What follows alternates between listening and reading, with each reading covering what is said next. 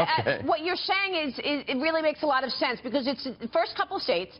It's a test to see how people are feeling. What do you think is the most important issue for voters today? I know that it keeps going back and forth, national security, the economy. What do you hear when you speak with voters today in terms of what they want from a candidate? I think it's a perspective of what kind of leadership do you want. I mean, what type of person do you want leading this country in a world that's unstable, in an economy that doesn't seem to be getting on track, and where people are just looking for answers, and someone that's going to get this job done.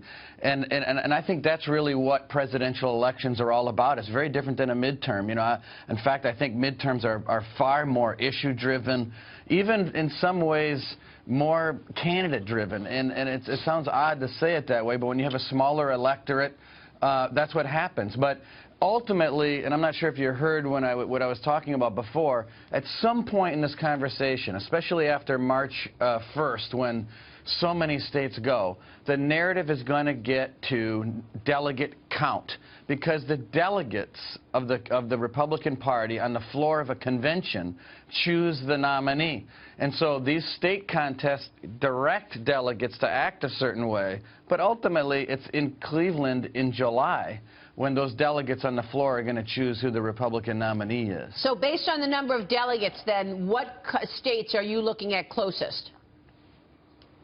Well, look, I mean, obviously the first states are really important. We all know that, and that's why these test cases are so important. But, you know, you look at the March 1st Super Tuesday, it's proportional, but it's going to tell you a lot about the strength of these campaigns to compete in multiple state-type contests. Then you get to March 15th, which is in most cases a winner-take-all primary, and I think on the 16th of March, we're going to have a pretty good idea of the direction of this race. And so tonight's the first night, and as you've all talked about, and you did it correctly, it's all about who turns out. And with so many candidates, obviously they're all pushing their pockets of people to turn out. Yeah, that makes a lot of sense. Here's Senator Scott Brown. Let me ask this to you. I think after, and Reince obviously as well, I think obviously after Iowa and New Hampshire, you're going to see a few others drop out. And as we move forward in this process, you're going to, as Reince is saying, get a more realistic feeling about the numbers and the specific issues. The lower tier candidates, after they're out of money, they can't compete on the big basis. So you're going to have a shift, I think, in the you know, where those folks end up. Reince, you agree with that? Well, we'll start seeing people this list narrowing down now.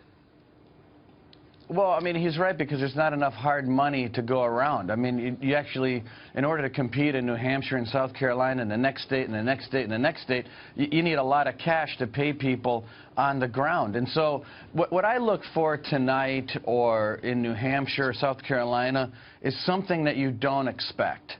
I mean, that's when things can change, momentum moves and shifts. So things that happen that you don't expect is what you look for out of a day like today. Here's David Webb, Reince. Reince, good to see you again. The question is a rules question, because the American people need to understand the difference between a contested and a brokered convention. And education, we've talked about this before. Explain the difference for people. Yeah, sure. Well, you know, there's a lot of words to use. The first word, a brokered convention, is something that just doesn't happen. In the old days, all the delegates would run in their own states. They'd show up at a convention, and they would actually vote right then and there. There was no conversations like this about Iowa and New Hampshire. They just went to the convention and voted. But the brokers were people that had votes in their pockets. So it might be the state delegation chairman of Wisconsin. He's got 50 or she's got 50 votes in her back pocket. She goes to the candidate and says, hey, you know, I've got this or I've got that. What can we get over here? That just doesn't happen anymore, because we have rules that say you can't vote in a block like that. So the correct word is a contested or an open convention, which just means that a candidate is going to the convention without the majority of delegates already committed to them. And if that happens, then that's when you get to a contested or an open convention. But you never have a situation where you have a brokered convention. So highly unlikely, but that's the distinction, David. Do you feel like the candidates at this point on the Republican side have been able to articulate their plans and their beliefs, their policies to the American people. I mean, the debates now, 7 debates, have they had the opportunity to be heard on the important issues that are key for America? Yeah, no, I think so, Marie. I mean, look, we've got 24-hour news. You've got a great program. People can go anywhere they want to get their information on the internet, on you know, satellite radio, all over the place. Clearly, this is a process that is a long process. There's plenty of time. And then you also have these test cases where if people can't get out to the entire country, they can get to New Hampshire and Iowa and make their case and drive around and talk to people. And so this is the great American way. And so what happens tonight is really important in that process. We're looking forward to getting this thing started. The debates have been great. There's been plenty of them.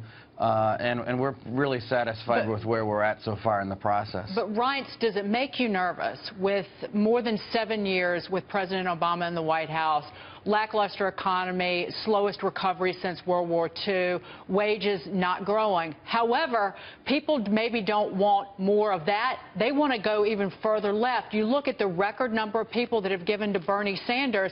They look at the Obama administration and say, hey, he wasn't liberal enough. I want more government. I want higher taxes. I want Uncle Sam to take care of my life. Doesn't that worry you?